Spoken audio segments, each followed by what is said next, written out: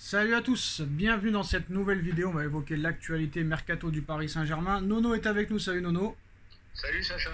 Alors Nono, l'Olympique Lyonnais réfléchit à Hugo Ekitike et a même sondé le Paris Saint-Germain à propos de l'attaquant français. Mais comme vous le savez, le Paris Saint-Germain est aussi sur Bradley Barcola. Est-ce qu'un échange pourrait tout arranger, Nono? C'est ce que j'allais te dire Sacha, ça sent l'échange à plein nez ça. Après c'est rare quand même les échanges dans le football maintenant. C'est très très rare, même dans le monde du football depuis maintenant plusieurs décennies. Moi j'y crois pas Nono, mais c'est vrai que ça pourrait arranger tout le monde. Mais moi j'y crois pas. Ça peut faire la maille, hein. Ça peut faire la maille. Je pense que s'il y a un deal comme ça, on est gagnant. Ça serait bien pour tout le monde. Et Ekitike qui retrouve un club, et puis Barcola qui vient, ça serait parfait. Le problème c'est que Lyon évalue Barcola à 50 millions d'euros alors que le PSG évolue Ekitike à 35 millions d'euros. Donc pour Lyon il y a 15 millions d'euros de déficit. Il y a peut-être 15 millions de déficit, peut-être que le PSG mettra la main à la poche. S'il y a un échange, c'est compliqué, mais un échange plus 15 millions, je pense que c'est le PSG qui est perdant. Écoute, Ekitike, je vois pas ce qu'on va en faire cette année. Il va être barré de chez barré. Kolo Muani, je pense qu'il va arriver. Ça te fait beaucoup de monde devant. Gros salaire. Je pense que ça vaut le coup même de donner un petit plus à l'Olympique Lyonnais. Jérémy Doku va signer à Manchester City, le joueur de Rennes. Accord trouvé avec le Stade Rennais, montant du transfert 60 millions d'euros, Nono. Même Rennes, c'est mieux vendre entre guillemets que le Paris Saint-Germain. Bravo Rennes, bravo Rennes. Toujours pareil, je change pas d'idée. Bon joueur, mais 60 millions, moi ça me paraît excessif. Il n'y a plus de prix, il n'y a plus de prix dans le football actuel. Alors la deuxième offre du Paris Saint-Germain pour Randal Kolo Muani est de 70 millions, excusez-moi j'ai failli m'emballer, et de 70 millions d'euros, excusez-moi, hors bonus. La première offre refusée était de 60 millions d'euros plus 10 millions de bonus, donc 70 millions cash, Nono. Est-ce que Francfort honnêtement va se permettre de refuser encore une fois? Et si jamais Francfort refuse, est-ce que le Paris Saint-Germain doit laisser tomber la piste Kolo Muani? 70, moi je pense qu'il faut arrêter. C'est bien payé. 70, il ne faut pas aller plus loin. Après, je reste toujours pareil. Hein. Après, ça ne veut plus rien dire. 70 millions, c'est une bonne vente pour Francfort. Alors, on va passer au dossier très très épineux. Alors, West Ham va rapidement faire une offre de prêt avec une option d'achat obligatoire de 35 millions d'euros pour Hugo Ekitike, Nono. Ça vient de tomber. Écoute, alors West Ham... peut-être que la Ligue anglaise peut l'intéresser à Ekitike. Faut voir. West Ham a des sous. L'Olympique Lyonnais en a moins. Ça, c'est sûr. Ça peut se faire. Ça peut être un bon projet pour lui. Alors, ça va être le clash du jour, Nono. Le Paris Saint-Germain aurait pris la décision de ne pas recruter au milieu de terrain, même si Marco Verratti s'en va. Est-ce que c'est d'une incompétence subliminale? Je comprends pas, Sacha. Là je reste bouche bée, excuse-moi de l'expression, bouche bée. Tu as vraiment besoin d'un créateur au milieu, tu as besoin, en plus d'Ugarte, tu as besoin aussi d'un box-to-box. Écoute, on fera avec Vitinha, Zahir Emery et Ugarte, hein, parce que moi Solaire et Ruiz, je les compte plus. Hein. Et tu as Vitinha et Danilo aussi. Oui, Danilo, c'est un bon joueur, c'est un bon soldat. Mais on avait vraiment besoin de cadors au milieu, vraiment. Je comprends pas. Et en plus, même si Verratti s'en va, ils ne songent même pas à le récupérer, soi-disant parce qu'ils n'ont pas trouvé leur top player.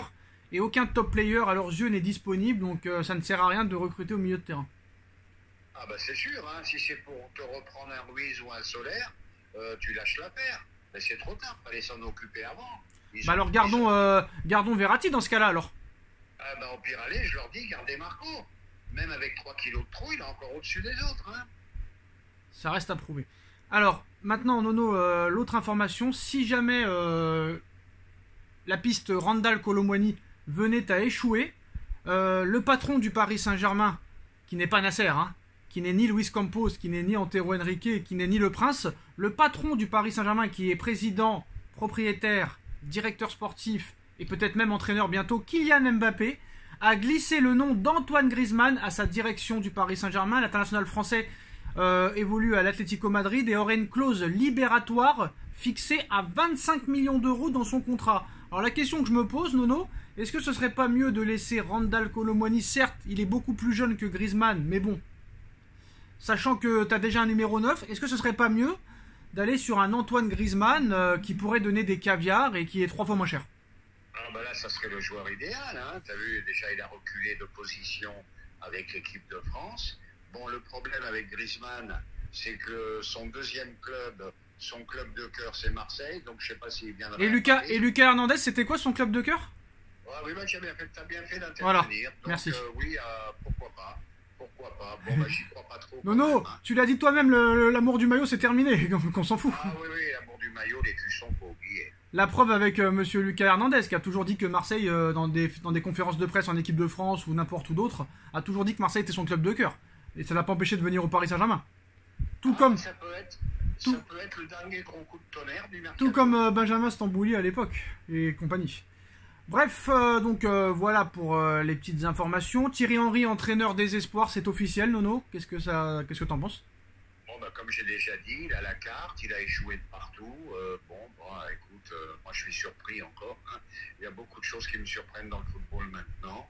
Voilà, un mec qui n'a jamais eu de résultats, beaucoup de défaites avec Monaco, beaucoup de défaites avec Montréal. Bon, surprenant, ça aussi c'est surprenant. Accord trouvé entre l'Inter de Milan et le Bayern de Munich pour Benjamin Pavard. Montant du transfert 30 millions d'euros plus 2 millions d'euros de bonus. Donc Benjamin Pavard va quitter le Bayern pour aller à l'Inter de Milan. Ah bah Pavard il est pas mauvais, c'est un bon défenseur. Je pense qu'il est pas évalué à sa vraie valeur. Bon transfert. Et aussi Nono, je suis pas trop d'accord avec toi sur Thierry Henry parce que d'accord il a un ego surdimensionné. Mais je pense que pour les espoirs, ça peut être pas mal parce que le gars aime bien faire la morale. Donc s'il peut recadrer ces jeunes-là, c'est lui qui va participer à l'Euro 2024. Donc il est possible d'avoir Mbappé sous ses ordres. Ah bah c'est possible. Tu parles des Jeux Olympiques ou tu parles de l'Euro Espoir? C'est l'équipe de France Espoir qui va faire les JO. Les équipes professionnelles ne font pas les JO. Ah d'accord. Bon bah écoute, pourquoi pas. Toutes les équipes espoirs auront droit de prendre 3 joueurs de plus de 23 ans dans leur équipe. D'accord. Donc c'est-à-dire que si Mbappé est sélectionné avec l'équipe de France olympique, c'est Thierry Henry qui sera son entraîneur. Ça change tout, hein, déjà. Bon, ça peut changer les choses avec Mbappé. Mais j'ai des doutes quand même sur Henry sélectionneur, pardon. Bon, Domenech a fait une finale de Coupe du Monde, tout est possible, hein, Nono. Tout est possible, mais Domenech, il a rien fait. On va c'est pas pour partir ça. sur le débat de Domenech. Attends, tiens, Nono. Tiens, je vais partir sur un sujet, là, parce qu'il n'y a pas trop d'informations. Non, mais c'est intéressant. Non, mais Nono, c'est intéressant. C'est intéressant ce que tu dis là. Très intéressant. Donc là, comme il n'y a pas trop d'infos, là, on a tout dit pour aujourd'hui. On va lancer un petit débat très rapide, Nono. Répète-moi ce que tu viens de dire sur Domenech, s'il te plaît. Domenech, plus mauvais entraîneur que l'équipe de France est connue. Et puis il n'a rien fait. Finale de Coupe du Monde, oui. Ouais. Mais qui c'est qui a pris les choses en main? D'accord. Thuram, Zidane, ouais. Makelele. D'accord. Au final, il l'écoutait même plus. Comme tu as dit une fois, c'était, comment on appelle ça? Comment tu disais l'expression, Sacha? L'autogestion. L'autogestion, voilà. Alors, je suis complètement d'accord à 10 000% avec toi, Nono. Mais ce que tu dis là est vrai. Mais pour moi, c'est la même chose pour Enrique. Mais est-ce que Enrique elle est cador pour que non, certains joueurs... Non. Ouais. Qu'a fait Enrique avec le Barça? Ah, d'accord. Non. Je veux savoir ce qu'a fait Enrique avec le Celta Vigo, l'AS Roma et l'Espagne, et je veux savoir ce que Enrique a fait avec le Grand Barça. C'est tout ce que je veux savoir.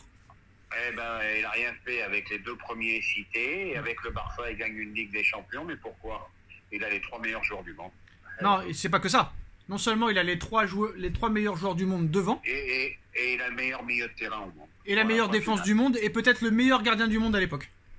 Et voilà. C'est possible ce que tu dis. Nono, si t'avais été sur le banc avec Messi, Suarez, Neymar, Iniesta, Busquets, Xavi, Gérard Piqué, Ter Stegen, et j'en oublie quelques-uns, tu penses que t'aurais fait moins bien?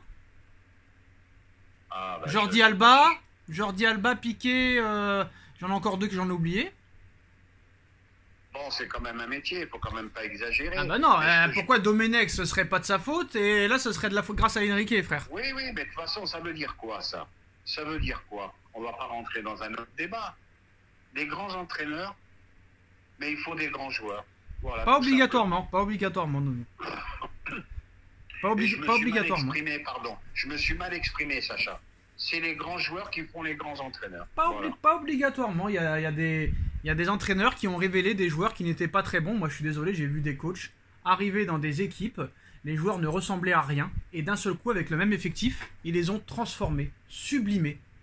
Sublimés. Eh ben moi, je vais te dire, j'ai un exemple en France, c'est l'entraîneur de Lens. Et j'ai un autre exemple aussi, c'est Bielsa quand il est venu à Marseille. Qu'il a parlé à Benjamin Mendy, qui lui a dit « Tu peux devenir le meilleur latéral gauche du monde ». Le mec, il s'est marré, le mec. Il s'est marré, et c'est ce qui s'est passé pendant quelques années. Et tout à fait. Donc à un moment donné, voilà. Donc, par exemple, un grand entraîneur, qu'est-ce qu'il aurait fait, Nono? Je pense qu'il aurait même pas recruté d'attaquants là. Il aurait pris ce qu'il avait en main et il les aurait. Pourquoi Icardi, mais faut m'expliquer. Mais pourquoi Icardi, mais doublé sur doublé, Nono? Est-ce que le championnat turc, Nono, est-ce que le championnat turc est vraiment plus fort, plus faible, excuse-moi, plus faible que la Ligue 1? Peut-être pas plus faible, mais t'as pas que l'exemple. T'as l'exemple d'Icardi, t'as l'exemple comment il s'appelle. Paredes, passeur décisif hier pour son premier match, hein. Eh ben, je vais te dire, eh ben, c'est ça que j'allais te dire. J'ai l'impression que quand ils sont plus au PSG, j'ai vu un autre. Je l'ai vu le match, la Roma. Hein. Ouais. J'ai l'impression que j'ai vu un autre Paredes. Voilà. C'est incroyable. Je comprends pas ça. Une passe décisive en un match. Et là, Wijnaldum, alors là, ça c'est un truc que je comprends pas aussi, Nono. Wijnaldum, il a proposé au Paris Saint-Germain de résilier son contrat. Paris a refusé. Bon, bah écoute. Le mec te fait un cadeau, le mec te fait un cadeau, tu peux économiser son salaire, mais les mecs. Alors lui, personne n'en veut. Hein. Eh ben ça a été ma grosse déception aussi, parmi tant d'autres. Hein. Tu vois, Nono, ce que t'aurais dû faire, Seko Fofana, Brozovic, tu gardes le mercato que t'as fait et le mercato était fini. Voilà. Voilà. Ils sont partis en Arabie Saoudite, on avait les moyens de leur donner pareil. Aymeric Laporte a rejoint l'Arabie Saoudite aussi, Nono. Hein. Bon, eh ben, Aymeric Laporte avait plus sa place à City. Mais de toute façon, je vais te dire, Sacha, attends-toi à ça. Ça va être un bouleversement total. Ils sont là pour quelques années, les Saoudiens. Mais ça va être stratosphérique. Ils sont là pour quelques années, ils sont là pour très longtemps, moi je te le dis. Et voilà. Et je vais te dire quelque chose. Ça va être une invasion la saison prochaine.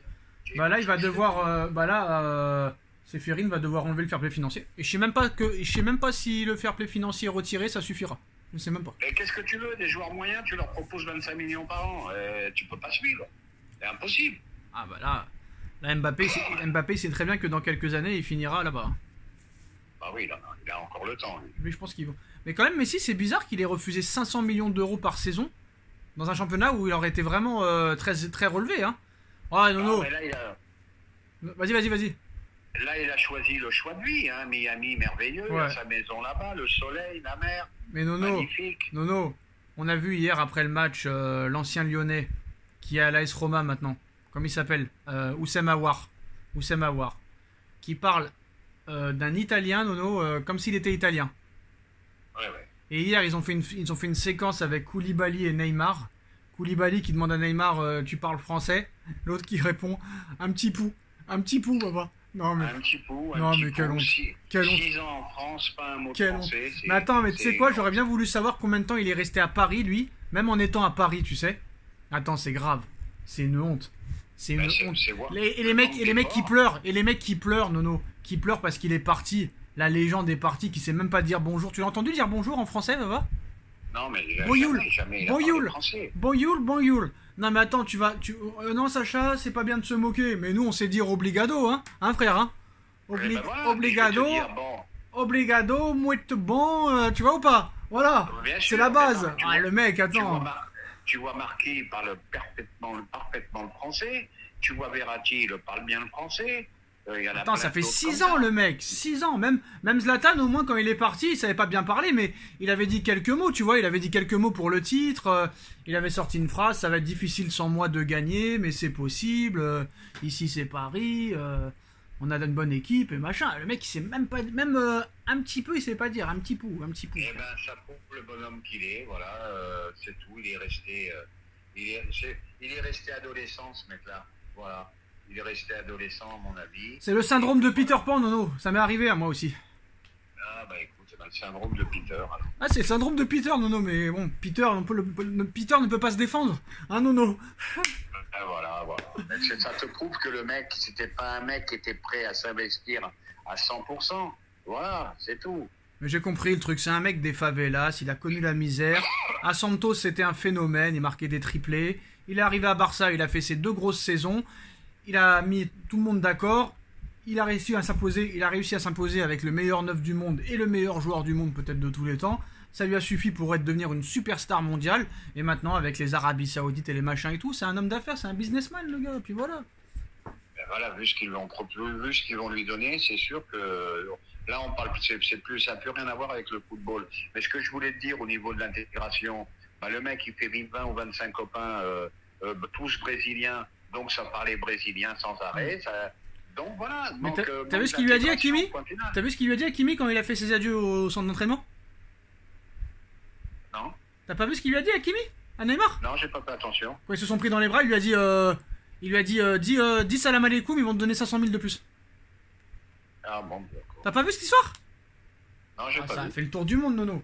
Quand il a serré la main à tout le monde, quand il a pris les bras, quand il a pris tout le monde dans les bras, Kimi lui a dit dis salam alaikum, là ils vont te donner 500 000 de plus, papa. C'est marrant. Ouais, bah écoute, hein.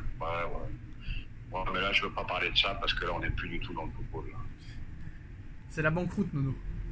Eh oui, c'est la banqueroute. Non, mais on rigole, mais l'Arabie Saoudite va faire très mal au football mondial. Hein. Mais ils ont déjà fait très mal. Tu te rends compte, Déjà, Nono? c'est parti. Tu te rends compte, Nono, que cette saison, Sergio Ramos, Lionel Messi, Cristiano Ronaldo, Karim Benzema, N'Golo Kanté, Neymar Junior, Brozovic, etc., ne joueront pas la Ligue des Champions, Nono. Incroyable. Eh oui. Incroyable. Honnêtement. Incroyable. Et c'est pas fini. Et Nono, honnêtement, sachant que Haaland a tout gagné, mais qu'il a été transparent lors des demi-finales de Ligue des Champions, lors de la finale de la Super Coupe d'Europe, lors de la finale de la Coupe de la Ligue, il a été inexistant, pas décisif, machin. Mais quand même, il a tout gagné. En plus de ça, meilleur buteur de l'histoire de la Première Ligue sur une seule saison. Honnêtement, qui doit être le Ballon d'Or? Messi ou Haaland? Eh ben, moi, je dis Messi, je vais t'expliquer pourquoi. Bon, ben, il a gagné le trophée principal, il a gagné la Coupe du Monde, il a été exceptionnel pendant cette Coupe du Monde. J'aurais dit Haaland, mais malheureusement, cette finale loupée va lui coûter le Ballon d'Or. T'aurais dit Haaland ou Messi? Je comprends pas. J'aurais dit Messi, je te l'ai dit, Sacha. Après, t'as dit j'aurais dit Haaland, c'est pour ça. Ah oui, j'aurais dit Haaland s'il avait fait une finale étincelante. Malheureusement, il est passé à travers. Et une dernière question, on finira là-dessus. Si la France avait gagné la Coupe du Monde avec la finale qu'a fait Mbappé et le parcours de la France, est-ce que Mbappé aurait été Ballon d'Or? Ah bah sans hésitation aucune, il aurait été Ballon d'Or. Donc il finira 3ème, quoi. Et je pense, oui. Ce sera Messi, Haaland et Mbappé. Je pense. Messi, Haaland, Mbappé. Bon, ils s'en rapprochent. Bah voilà les gars, c'est la fin de cette vidéo. Dites-nous en commentaire ce que vous en pensez. On like, on partage, on commente, on s'abonne et on se retrouve très vite pour une nouvelle vidéo. Tchuss! Tchuss!